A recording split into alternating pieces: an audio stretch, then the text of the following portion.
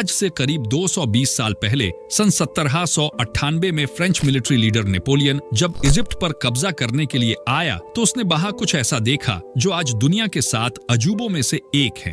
हम बात कर रहे हैं the great pyramid of Giza की। उस समय ये पिरामिड आधे से ज्यादा रेत में धंसे हुए थे। अगले 100 सालों तक यहाँ से रेत हटाने के लिए खुदाई का काम चलता रहा और फाइनली 1980s में यहाँ मेजर डिस्कवरी हुई। वेलकम बैक दोस्तों, आंसू वाला फैक्ट की एक नई वीडियो में आपका स्वागत है। दोस्तों, मिस्र के इन पिरामिडों को इतने परफेक्ट तरीके से बनाया गया था कि आज इन पिरामिडों को लगभग 4,500 सालों से ज्यादा बीत चुके हैं और इन 4,500 सालों में इन पिरामिडों ने कई नेचुरल डिजास्टर्स का सामना किया है, लेकिन मजाल है ये टस से मस हुए हों। वैसे तो अभी तक पूरे इजिप्ट में लगभग 118 पिरामिड खोजे जा चुके हैं।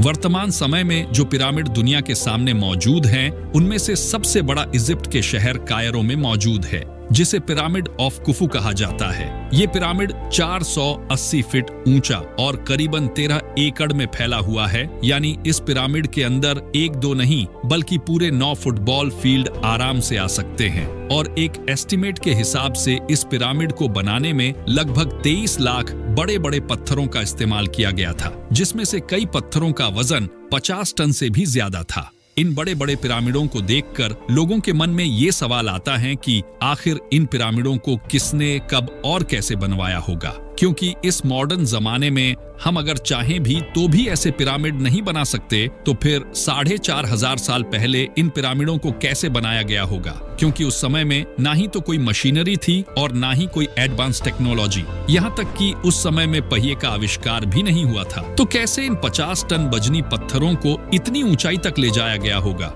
ये सब आप जान सकेंगे आज की इस वीडियो में। तो चलिए शुरू करते हैं। कई एक्सपर्ट्स का ये मानना है कि पिरामिड को बनाने के लिए उस समय के आर्किटेक्चर ने सबसे पहले ऐसी जमीन तलाश की होगी जो लाखों टन वजनी पत्थरों का वजन झेल सके।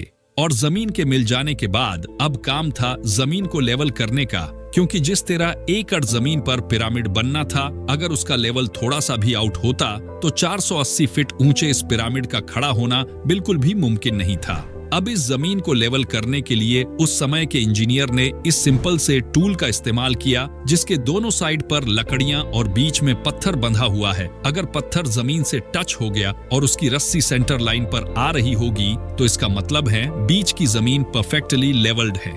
अब बारी थी पिरामिड बनाने की, जिसके लिए लाखों टन वजनी बड़े बड़े पत्थरों की जरूरत थी और पिरामिड से 250 किलोमीटर दूर टोरा के शहर में पत्थरों की कटाई चल रही थी।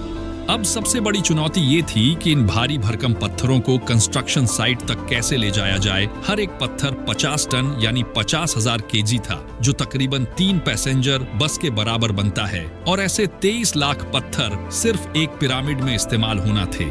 इतना वजन ट्रांसपोर्ट करने के लिए ना ही तो कोई जानवर काम आ सकता था और ना ही उनके पास ट्रक्स मौजूद थे। कई एक्सपर्ट्स का ये मानना है कि पत्थरों को ट्रांसपोर्ट करने के लिए पिरामिड और टोरा के बीच मौजूद नील नदी का इस्तेमाल किया गया। ये भारी भरकम पत्थर मजदूरों की सहायता से बड़ी बड़ी कश्तियों में लाद कर कंस्ट्रक्शन साइट पर पहुंचाए गए। ये काम इतना भी आसान नहीं था, क्योंकि सिर्फ एक पत्थर को लोड करने में ही लगभग 500 मजदूरों की आर्मी लगती थी।